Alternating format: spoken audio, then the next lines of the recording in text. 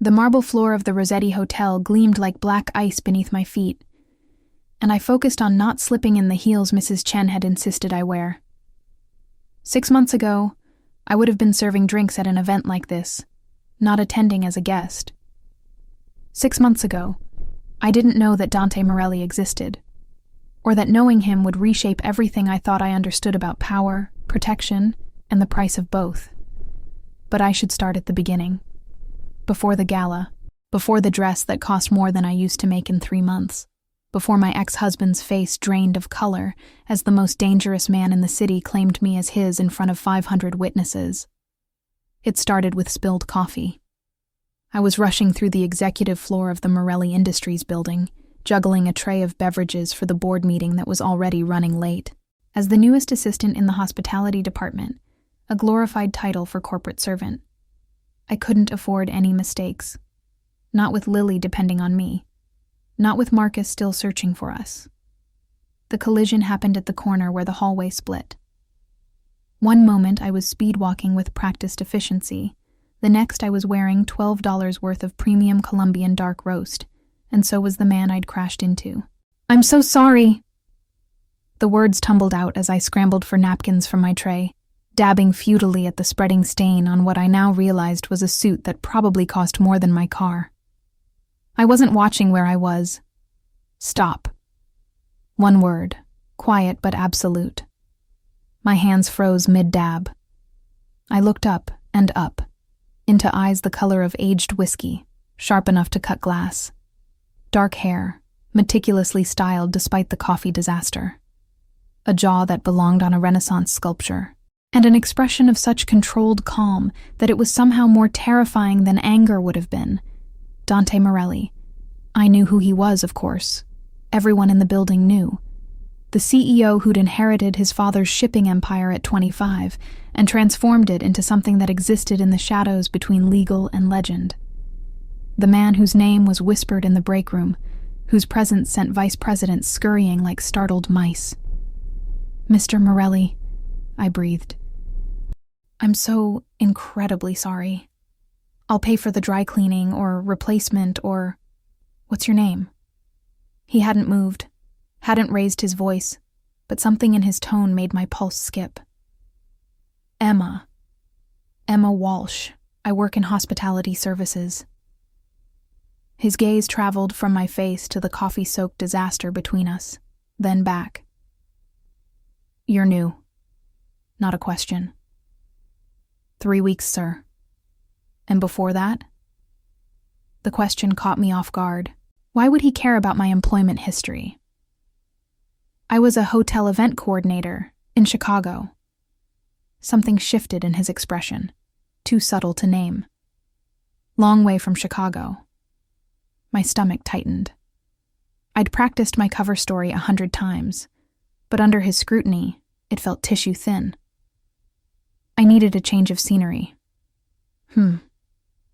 He studied me for another moment, then stepped back. "Send the suit to my office. Marina will handle it."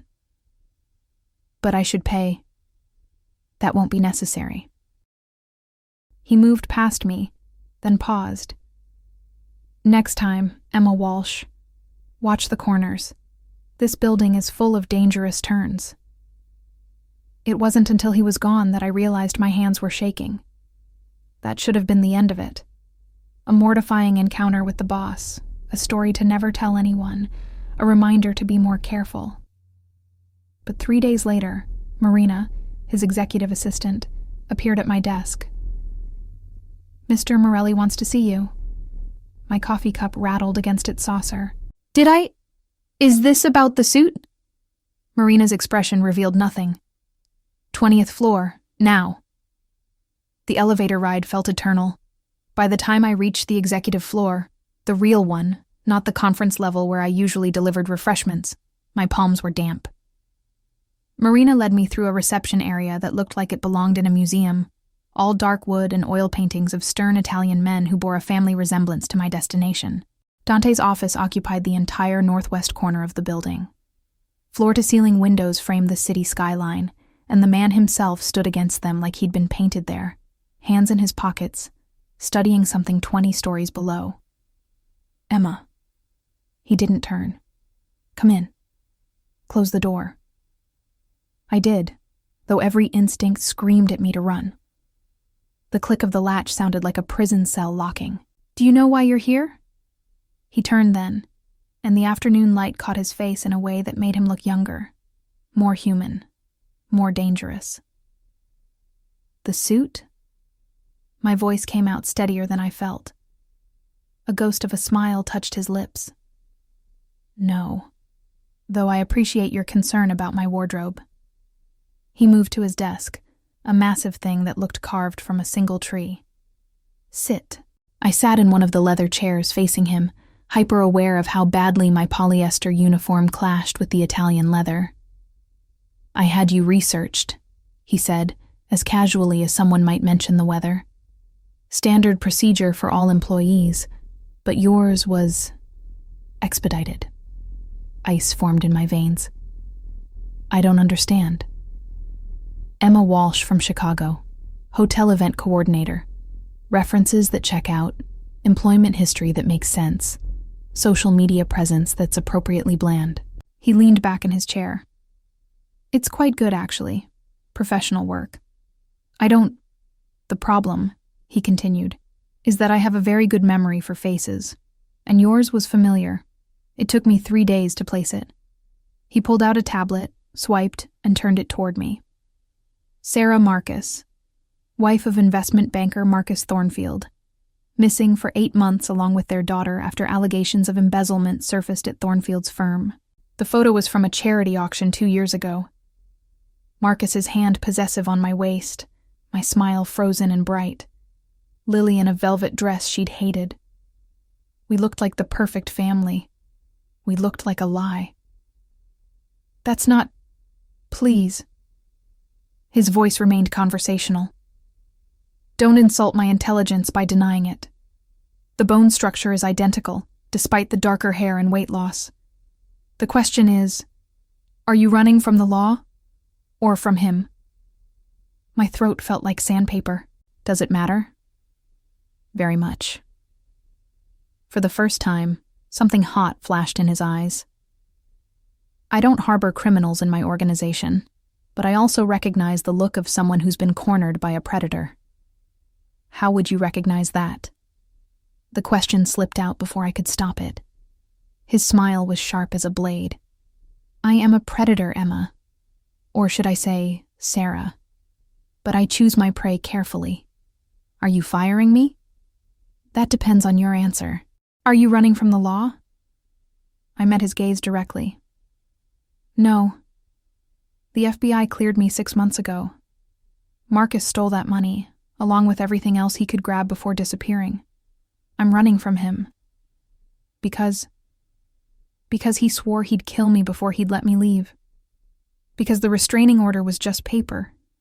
And paper doesn't stop a man with nothing left to lose. Because my daughter has nightmares about Daddy finding us. Silence stretched between us. Then Dante rose and moved to the window again. Where is he now? I don't know. That's why I'm hiding. And your daughter? Safe. In school. She thinks we're on an adventure. He nodded slowly. You'll keep working here. Same position, same schedule. But you'll report directly to Marina now. I don't understand. It's simple. You need protection and anonymity. I need someone with your particular skills. Serving coffee? He turned, and his smile was almost genuine. Event coordination. I have several social obligations coming up. Business dinners, charity galas, the usual parade of necessary evils. Marina is efficient, but has no eye for aesthetics. You, presumably, do. You're offering me a job because you feel sorry for me. I'm offering you a job because you're qualified and I need the help. The protection is, call it a professional courtesy. What do you get out of it? Someone who understands the value of discretion. Someone who won't sell stories to the press or pictures to competitors. Someone who has as much to lose from exposure as I do. It made a twisted kind of sense. And if Marcus finds me? Then he and I will have a conversation about boundaries. The way he said conversation made it clear no words would be involved. I can't pay you for protection. I didn't ask you to. He returned to his desk. Marina will adjust your salary accordingly for the expanded responsibilities. You start tomorrow. Wear something other than polyester. It was a dismissal, but I didn't move. Why are you doing this? He considered the question. My mother ran from a violent man once. Someone helped her. Consider this paying forward an old debt. That was how it began. My double life as Emma Walsh, executive event coordinator by day, terrified mother in hiding by night. Marina turned out to be surprisingly kind beneath her stern exterior, teaching me the intricate dance of managing Dante's social calendar. The other assistants assumed I'd been promoted through the usual means, which in their minds meant I was sleeping with someone important, but I was too grateful for stability to care about office gossip. The first month passed in a blur of learning. Dante's world operated on different rules than the corporate charity circuits Marcus had dragged me through. These were people who spoke in subtext, whose handshakes sealed deals worth millions, whose smiles could be currency or weapons depending on the context. You're adapting well, Dante observed one afternoon, reviewing my notes for an upcoming dinner with Japanese investors. We were in his office, the city sprawling below us like a map of possibilities and dangers. I had a good teacher, I replied, meaning Marina. You had good instincts already. That's harder to teach. He made a notation on one of the seating charts. Move Yamamoto-san away from Kellerman. They had a falling out over shipping routes last year. How do you keep track of all these relationships? The same way you did in Chicago, I imagine. Watching, listening, remembering who hates whom and why. That was different. Those were society parties. His look was almost pitying. You think this is any different? The stakes are higher, the smiles sharper. But it's the same game. Power, position, and pretense. You sound like you hate it. I do. The admission surprised us both. But it's necessary. Like dental work or tax attorneys. I laughed. The first real laugh I'd had in months. His expression softened infinitesimally. You should do that more often, he said quietly. Review seating charts. Laugh. The moment stretched, weighted with something I couldn't name. Then Marina knocked, breaking the spell, and we returned to safe, professional distance. But that distance began to shrink. Slowly, almost imperceptibly, like gravity pulling two objects together. He started requesting my presence at events, not just planning them. I need someone who can read the room, he'd say. Someone who notices what others miss. The first time was a dinner at his home, a penthouse that seemed to float above the city. I'd expected cold, modern minimalism, but the space was warm, full of leather and dark wood and books that looked actually read. You're surprised, he noted, handing me wine that probably cost more than my rent. I expected something more. Villainous? Torture chambers in the basement? I was going to say sterile. My reputation precedes me. He didn't sound bothered. Let me guess. They say I'm cold, ruthless, possibly criminal. They say you're dangerous. They're right. He said it simply, like stating the weather. But danger is relative. I'm very dangerous to my enemies, less so to my friends. Which am I? He studied me over his wine glass. That remains to be seen. The dinner that night was for potential partners in a new venture, something involving shipping routes and international trade that carefully skirted the edges of several laws. I played hostess, guiding conversations, smoothing over awkward moments, noticing when someone needed a refill or a rescue from a boring story. You're very good at this, observed one of the guests, an older woman with diamonds that could fund a small country. How long have you been with Dante? 2 months, I replied, deliberately misunderstanding. As his event coordinator. Her smile was knowing. Of course. Later, after the guests had gone, Dante found me in the kitchen, washing wine glasses despite his housekeeper's protests that it wasn't necessary. She thinks we're sleeping together, I said without preamble. Everyone thinks that. He loosened his tie, looking suddenly tired. It's the expected assumption. Doesn't it bother you? Does it bother you? I considered.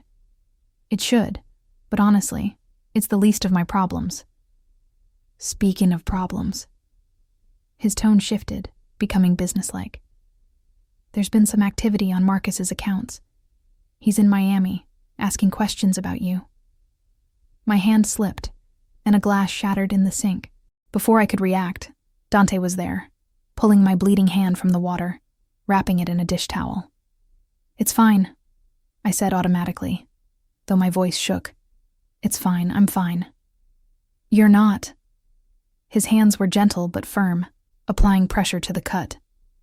But you will be. Miami is a long way from here. He's looking for me. Let him look. Sarah Marcus doesn't exist anymore. Emma Walsh has impeccable references and the protection of people he can't touch. You don't know Marcus. He's relentless when he wants something. I'm familiar with the type. Something dark moved through his eyes. Trust me. Trust. Such a simple word for such a complicated request. But standing there in his kitchen, my blood soaking through expensive linen while he tended to me with surprising care, I realized I did trust him. Somewhere between the spilled coffee and this moment, I'd started believing that Dante Morelli would keep me safe. Dangerous thinking for a woman in my position. The cut wasn't deep, but he insisted on properly bandaging it, producing a first aid kit that looked military grade. His fingers were steady and practiced. You've done this before. Many times. He didn't elaborate. There. Try to keep it dry for a few days. Thank you. He was still holding my hand, I realized. We both noticed at the same moment, but neither pulled away. Emma. My false name sounded real when he said it. If he comes here, if he finds you, you tell me immediately.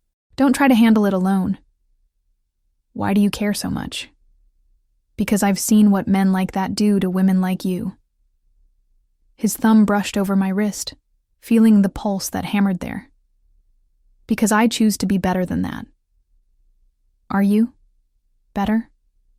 In this way, yes. In others. He released my hand. You should go. It's late, and you have a daughter waiting. Lily, my anchor and my vulnerability.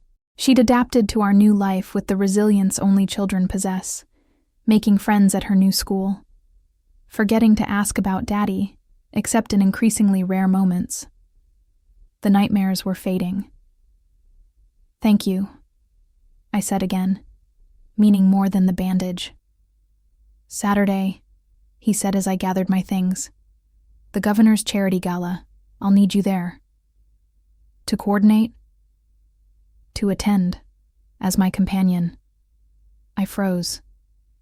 That's not part of my job description. It is now. Unless you object. Did I? The rational part of my brain screamed yes. Getting closer to Dante Morelli was like warming yourself at a fire, comforting until you realized you were actually standing in a burning building. But the practical part, the survivor part, recognized the protection his proximity offered. I don't have anything to wear to something like that. Marina will handle it. He moved to the window, effectively dismissing me. Good night, Emma. The dress Marina selected was midnight blue, sophisticated but not flashy, expensive but not ostentatious. It fit perfectly, which should have been impossible given she'd never taken measurements. How? I asked, staring at my reflection. I've been dressing Mr. Morelli's companions for years, she said dryly. I can size a woman at 50 paces. Is that what I am? His companion? That's what the invitation will say. She adjusted the hem slightly. What you actually are is your business. Marina, can I ask you something? Why does he really want me there? She considered the question. Mr. Morelli attends these things alone, usually. It sends a message that he's unavailable, untouchable.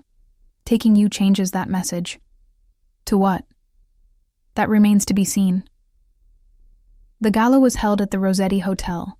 500 of the city's most powerful people, pretending to care about homeless veterans while drinking champagne that could house several of them for a month. I knew this dance, had performed it for years on Marcus's arm. But this was different. Relax, Dante murmured, his hand warm on my lower back as we entered. You look like you're walking to an execution. Aren't I? Socially speaking? You're walking in with me. That makes you untouchable. Or a target. His smile was sharp. Also possible. But I protect what's mine. The possessive note should have rankled. Instead, it sent warmth spreading through my chest. Dangerous thinking again. The first hour was easier than expected. Dante introduced me simply as Emma. No last name, no explanation. Most people were too politically savvy to push for more. I fell into old patterns, remembering names, laughing at the right moments, deflecting personal questions with practiced ease.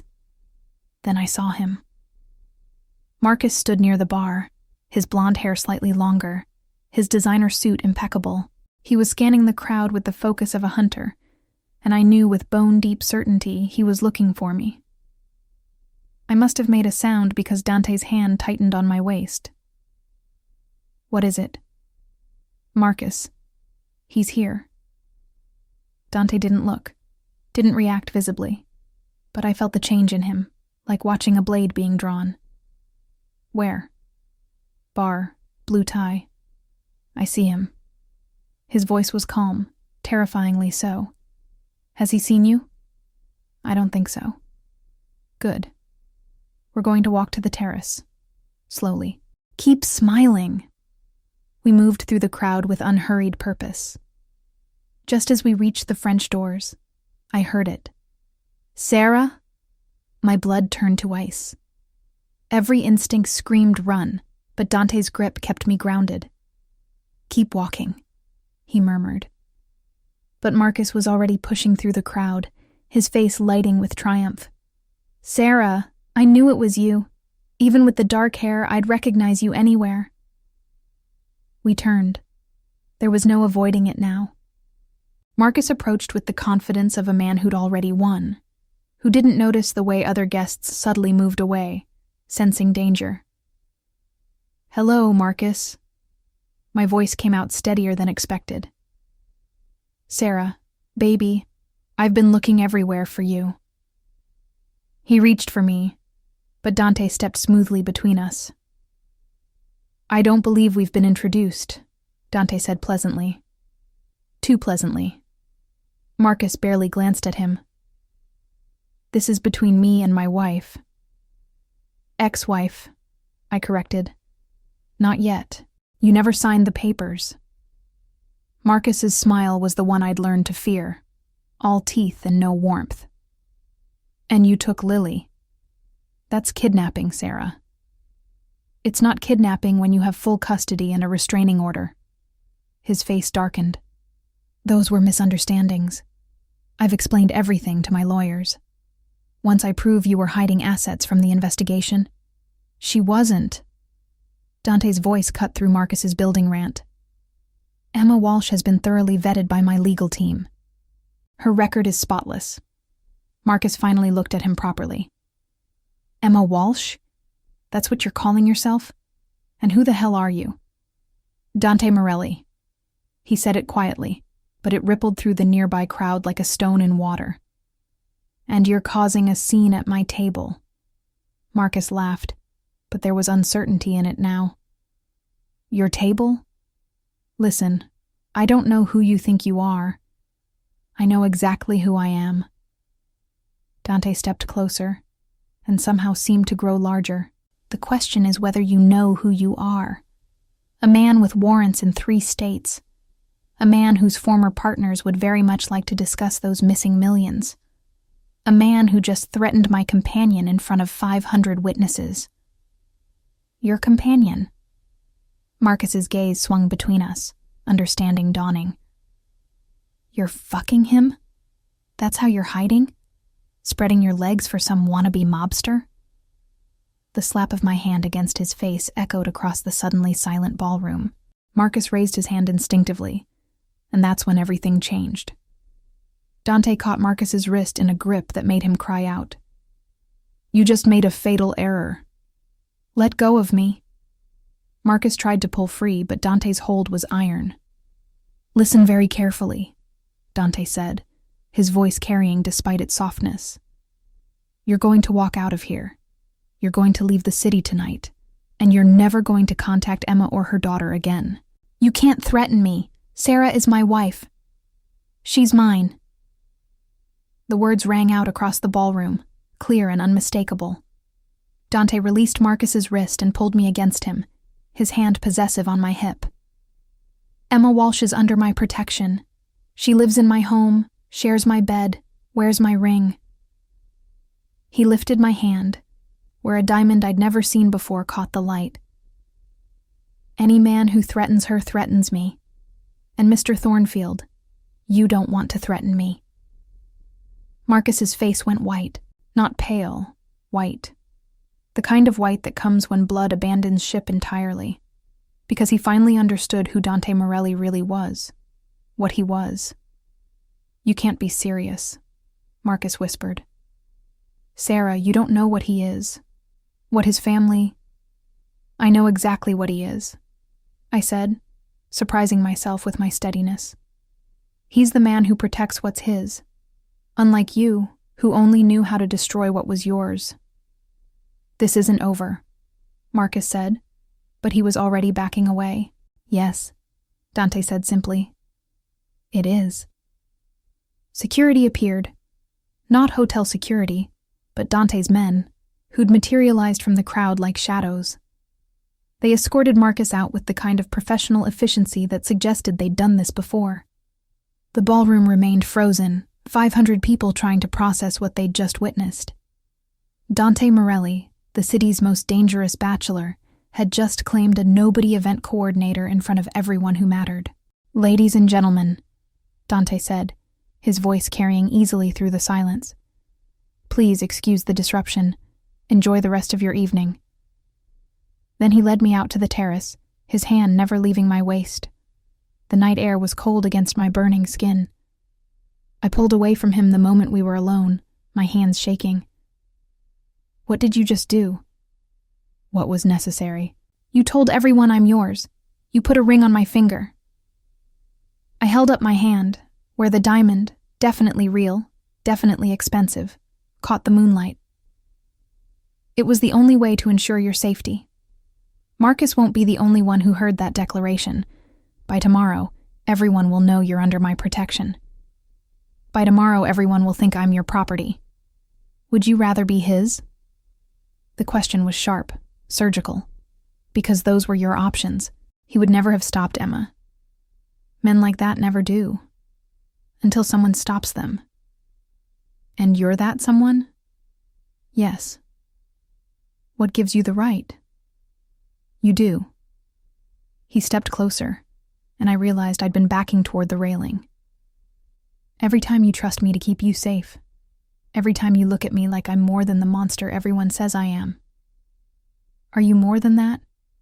With you? I'm trying to be. The honesty in his voice undid me. This man who dealt in shadows and subtext, who commanded fear with a whisper, was standing here offering me truth. The ring was my mother's. I've been carrying it since the night you told me about Marcus, just in case. In case what? In case I needed to make it clear that you're untouchable, that anyone who tries to hurt you will answer to me. And what am I supposed to do now? Play your devoted fiancé? You're supposed to be safe. You and Lily, the rest. He shrugged. We can figure out as we go. This is insane. This is necessary. I stared at him, this dangerous man who'd just thrown a protective wall around me made of his reputation and power. What do you get out of it? I get to keep you safe. That's not an answer. It's the only one that matters right now. Inside, the party had resumed, though the energy had changed. People watched us through the windows, whispers following our movement like smoke. They're all staring. Let them. The more witnesses, the stronger the protection. Dante, I stopped, realizing it was the first time I'd used his first name alone. Yes? Thank you. He lifted my hand, studying the ring that fit perfectly. Marina's doing, no doubt. It suits you. A fake engagement to a dangerous man? The ring. His thumb brushed over my knuckles. Though the other might suit you too, given time. I don't even know you. You know enough. You know I'll keep you safe. You know I'll never raise a hand to you. You know I respect your boundaries. He released my hand. That's more than you knew about Marcus when you married him. The truth of that stung. That's a low bar. Then let me raise it. He turned to face me fully.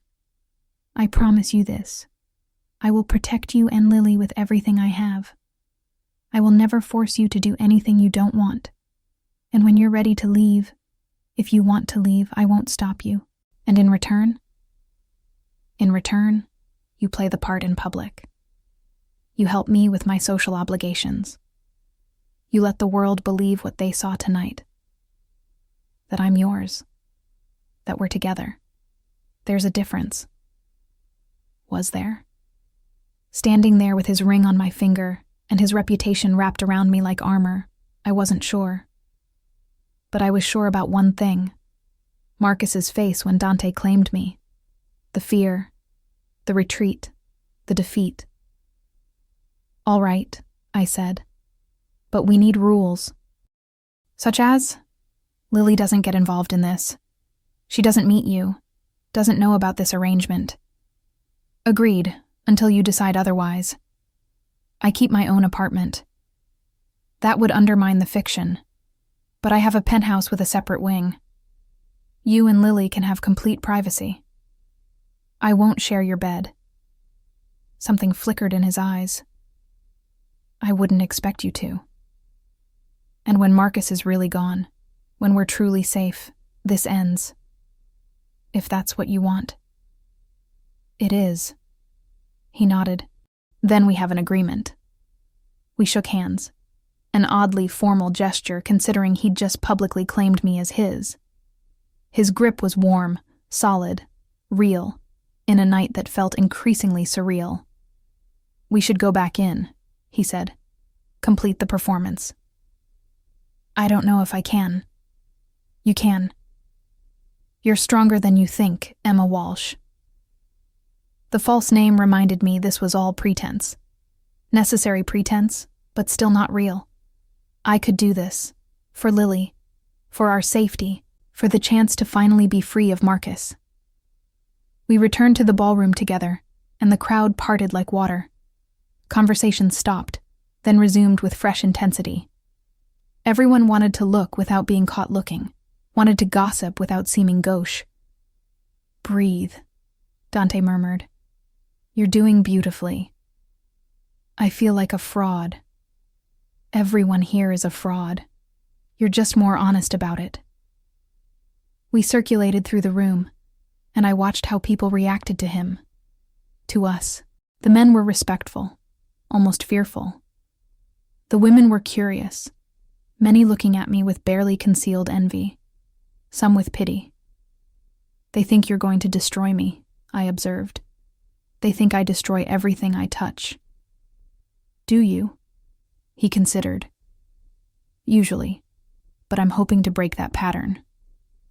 An older couple approached, the Wyndhams, old money and older morals. Mrs. Wyndham smiled at me with the kind of condescension that could strip paint. Mr. Morelli, what a surprise to see you with company, and such unexpected company. Mrs. Wyndham, Dante's voice was silk over steel. May I introduce Emma Walsh, my fiancée? The word sent fresh whispers through nearby groups. Mrs. Wyndham's smile faltered. Fiancé? How sudden. The best things usually are, I said, finding my voice. Like recognizing real love versus the convenient kind. Wouldn't you agree? It was a calculated strike. Everyone knew Mrs. Wyndham's first marriage had been arranged for business, ending in a spectacular divorce. Her face colored. Indeed. They moved on quickly, and Dante looked at me with something like admiration. You have claws. I have experience. Years of these events taught me where to aim. Useful skill. The rest of the evening was a blur of similar encounters. By the time we left, my feet ached, and my smile felt frozen. Dante's driver was waiting, and I sank into the leather seats gratefully. Where to? Dante asked. I gave him my address, then remembered. But Lily is asleep. It's past midnight. I need to get home to her. Of course. He gave instructions to the driver, then leaned back. You did well tonight. I feel like I just ran a marathon in heels. Social warfare is exhausting. He loosened his tie, looking suddenly human. Tired. But you won that battle. We won. No, Emma. That was all you. Standing up to Marcus, to Mrs. Wyndham, to all of them. I just provided the stage. We drove in comfortable silence through empty streets. The city looked different at night, softer somehow, like all its sharp edges had been worn down by darkness. Can I ask you something? I said. Yes. Why did you really keep that ring with you? He was quiet for so long I thought he wouldn't answer. Then, because from the moment you crashed into me covered in coffee, terrified but trying so hard to be brave, I knew I wanted to protect you. The ring was hope, I suppose, that someday I'd have a reason to give it to you. And tonight was that reason? Tonight was an excuse. The reason was you. My breath caught. This was dangerous territory, the kind that led to real feelings in a fake relationship. Dante, I know. You're not ready. You may never be ready. But I'm a patient man, Emma. I can wait. For something that might never happen. For the possibility that it might. We pulled up to my building, a modest complex that seemed shabby after the evening's opulence. But it was home for now. Thank you, I said, for everything tonight. This is just the beginning. Marcus won't give up easily. Then what do? We make the lie true enough that no one questions it. Starting tomorrow, you and Lily move to the penthouse. That's too fast. It's necessary. The story only works if we commit to it fully. He handed me a card. Marina will send movers in the morning. Don't worry about the lease. It's handled. You can't just... I can. I did. His voice softened. Emma, you're tired, scared, and overwhelmed. Let me handle the logistics. You just focus on keeping yourself and Lily safe. He was right. I was exhausted in ways that had nothing to do with the late hour. Okay. Okay? We'll move tomorrow. Relief crossed his features. Good. I'll have the east wing prepared. Complete privacy. Separate entrance if you want it. Lily will have her own room, playroom, whatever she needs. You don't have to. I want to. He caught my hand, thumb brushing over the ring. If we're doing this, we're doing it right. I should have pulled away. Should have maintained boundaries. Instead, I found myself squeezing his hand back. Good night, Dante. Good night, future Mrs. Morelli. The title sent an unexpected shiver through me, not of fear, but of something far more dangerous. Possibility. I watched his car disappear into the night, then climbed the stairs to our apartment. Our soon-to-be former apartment. Lily was asleep, starfished across her little bed, Mr. Bunny clutched in one fist. She had no idea how much her world was about to change. Again. But this time, I told myself as I kissed her forehead, it would be for the better. This time we weren't running away from something but toward something, even if that something was a carefully constructed lie with a dangerous man at its center.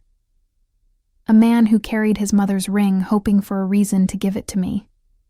A man who made me feel safer in pretense than I'd ever felt in reality. I looked at the ring on my finger, watching it catch the hallway light. Tomorrow, everything would change. Tomorrow, I'd step fully into this fiction and pray it didn't become something true enough to break me when it ended. Because it would end. Marcus would eventually give up or be dealt with. I didn't want to think too hard about what dealt with might mean in Dante's world. And then this arrangement would dissolve, and I'd go back to being Emma Walsh, nobody special. The thought shouldn't have hurt as much as it did. My phone buzzed. A text from an unknown number.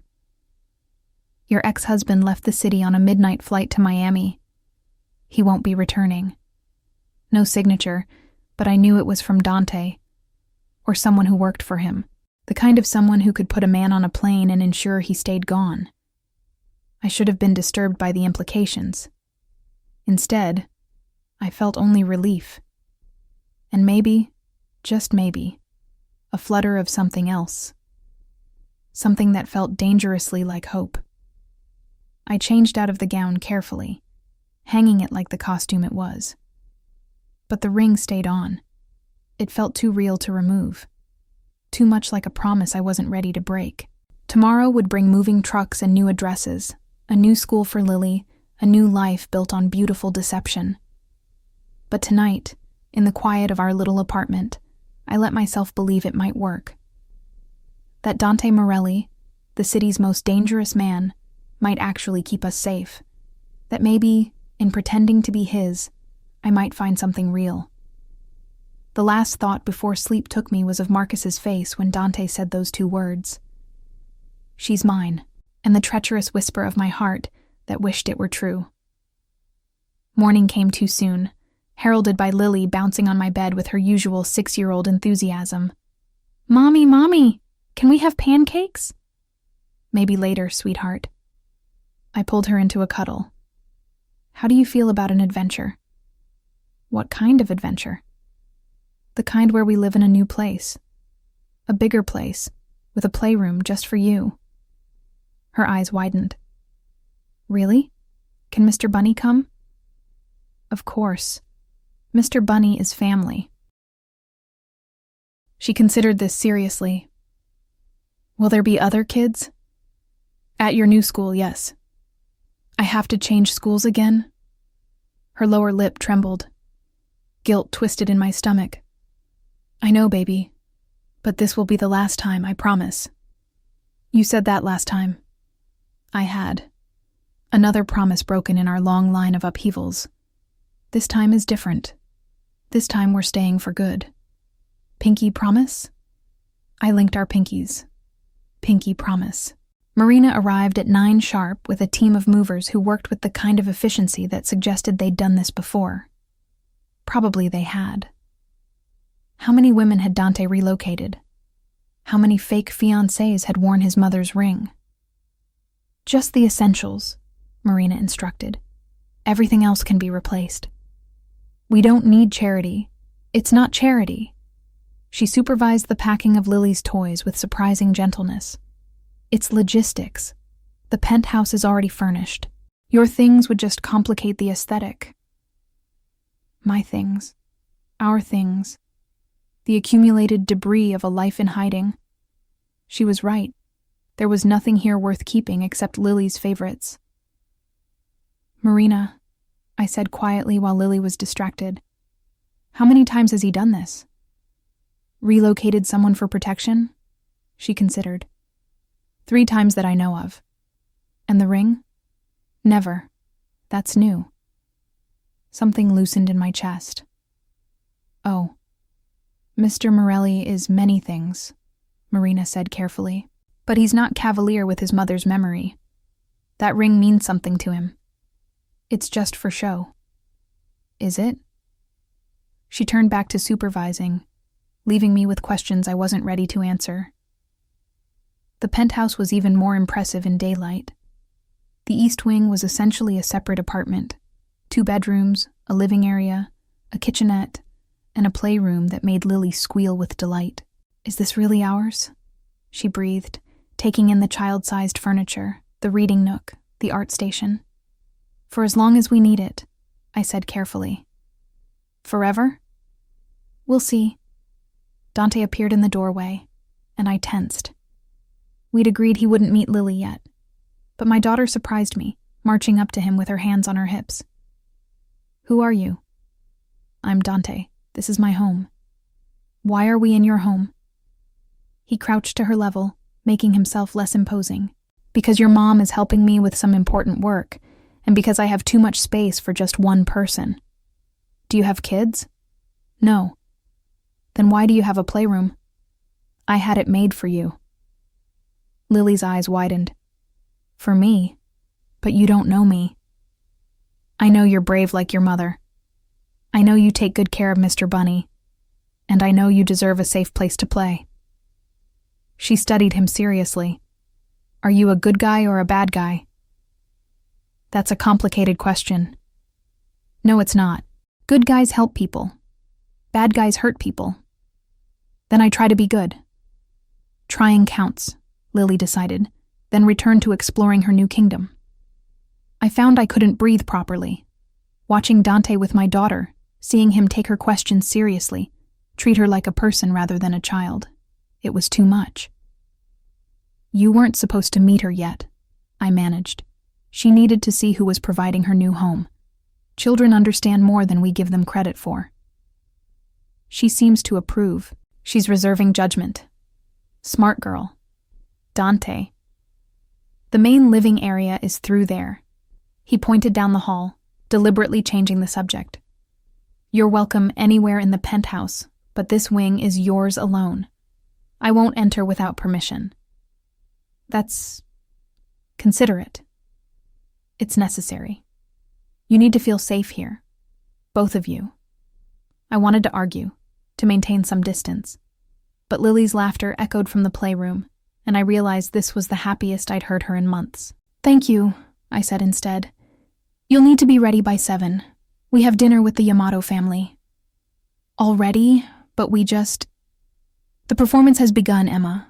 We can't afford to break character now. He was right, of course. The story of our engagement would already be spreading through the city's elite circles. Any deviation from the script would raise questions. I'll be ready. Marina selected several appropriate outfits. They're in your closet. I bristled. I can dress myself. I know you can. But you're dressing for a part now. Emma Walsh, future wife of Dante Morelli, has a certain image to maintain. What image is that? Elegant, expensive, untouchable. He moved toward the door. 7 sharp. The driver will wait downstairs. After he left, I explored the closet he'd mentioned. Marina hadn't just selected several outfits. She'd curated an entire wardrobe. Dresses, suits, casual wear, all in my size, all clearly costly. The old Sarah would have reveled in it. Emma just felt like she was drowning in silk. Mommy, look. Lily ran in, clutching a stuffed dragon. It was in the playroom. Can I keep it? Of course, sweetheart. Is Mr. Dante your boyfriend? The question caught me off guard. Why do you ask? Samantha at school says only boyfriends and girlfriends live together if they're not family. It's complicated, baby. That's what he said, too. She hugged the dragon. I like him. He doesn't smile fake like Daddy used to, out of the mouths of babes. Marcus had perfected the art of the false smile, the one that never reached his eyes. Dante rarely smiled at all, but when he did, it was real. Go play, sweetheart. I need to get ready for tonight. The dress Marina had marked for the Yamato dinner was black, understated, with an elegance that whispered rather than shouted. The jewelry was minimal, diamond earrings and, of course, the ring. I looked like someone who belonged at Dante's side. The thought was both comforting and terrifying. The Yamatos owned a restaurant that was impossible to get into without connections or obscene wealth. Dante had both. We were seated at the best table, overlooking the city, and Mr. Yamato himself greeted us. Mr. Morelli, an honor as always. His gaze moved to me with polite curiosity. And this must be the fiancé we've heard so much about. News travels fast, Dante said dryly. Good news always does. May I? He gestured to my hand, and I extended it, letting him admire the ring. Exquisite. Your mother's, if I'm not mistaken. Your memory is excellent as always. She would be pleased. Mr. Yamato's smile was genuine. She always hoped you would find someone worth giving it to. The dinner was a dance of veiled negotiations and subtle power plays. I recognized the rhythm from years of being Marcus's accessory at such events. But this was different. Dante included me in conversations, valued my observations, treated me like a partner rather than decoration. Your fiancé has excellent instincts, Mrs. Yamato observed, after I'd smoothly redirected a conversation away from dangerous territory.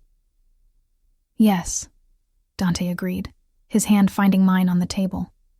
She does. The touch was for show, I told myself. The way his thumb stroked over my knuckles was performance.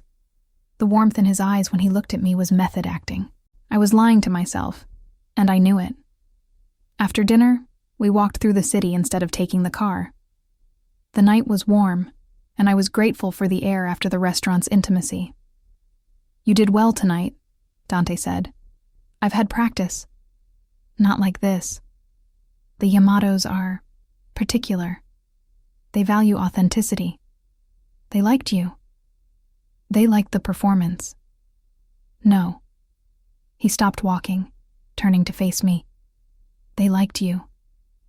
The real you that slips through when you forget to be afraid. I'm always afraid. I know. But sometimes you forget, and that's when you're most dangerous. Dangerous? I laughed.